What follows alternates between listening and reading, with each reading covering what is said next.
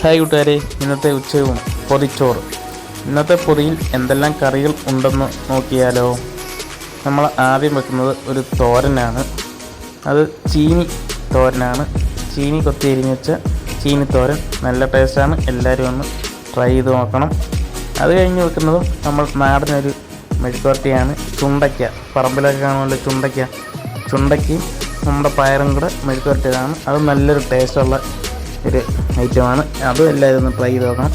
പിന്നെ വെക്കുന്നത് ഇഞ്ചി തീയലാണ്. ഇഞ്ചി തീയൽ. അത് കഴിഞ്ഞ് വെക്കുന്നത് കൊഞ്ച് ചമ്മന്തിയാണ്. ഉണക്കക്കൊഞ്ച് ചമ്മന്തി ആക്കിയത്. അതും വെച്ച് കഴിഞ്ഞ് പിന്നെ നമ്മൾ വെക്കുന്നത് അച്ചാറാണ്. മാങ്ങാച്ചാറല്ല, ആരമ്പുളി അച്ചാറാണ്. പിന്നെ ഉള്ളത് കോഴിക്കറിയാണ്. ഇന്ന് സാമ്പാറാണ്.